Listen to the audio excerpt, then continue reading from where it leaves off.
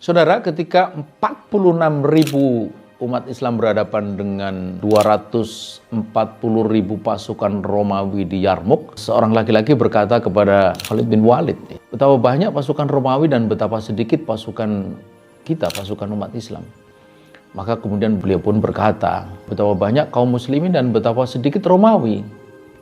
Pasukan itu menjadi banyak dengan pertolongan Allah dan pasukan itu menjadi sedikit ya, karena tidak mendapatkan pertolongan Allah. Jadi banyak sedikitnya itu bukan karena bilangan. Itu satu perspektif yang luar biasa. Ya, begitulah para sahabat itu.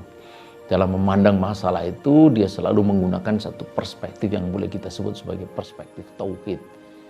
Nah, dengan cara itu mereka tak gentar, apalagi ciut nyalinya meski musuh di hadapan berlipat ganda jumlahnya. Mengapa? Karena mereka sangat yakin kepada Nasrullah atau pertolongan Allah. Nah, saudara, maka penting untuk kita pikirkan dengan sungguh-sungguh bagaimana agar kita ini bisa senantiasa mendapatkan pertolongan Allah. Tidak ada jalan lain kecuali kita sendiri ya harus membawa diri kita ini menjadi hamba Allah yang pantas ditolong olehnya, oleh Allah Subhanahu wa taala. Apa itu? Pertama, jadilah hamba Allah yang benar-benar taat kepada Allah dalam seluruh perintahnya dan menjauhi seluruh larangannya, menjauhi maksiat. Inilah yang berulang kali diwanti-wantikan oleh Muhammad Al-Fatih kepada pasukannya. Katanya bagaimana kita berharap akan mendapatkan pertolongan Allah jika kita jauh dari. Karenanya Muhammad Al-Fatih itu selalu menekankan kepada pasukannya untuk selalu taat dan menjauhi maksiat. Itu yang pertama. Kemudian yang kedua, jadilah hamba-hamba Allah yang benar-benar ikhlas, sungguh-sungguh dan istiqomah menolong agama Allah. Dan juga gemar menolong saudaranya yang memerlukan pertolongan. Hanya bila kita ini menolong Allah, sebagaimana Allah Subhanahu wa taala katakan di dalam surah Muhammad ayat 7, di situ Allah mengatakan intan surullaha yansurkum. Jika kamu menolong Allah, menolong agama Allah, Allah akan menolongi dan meneguhkan kedudukanmu.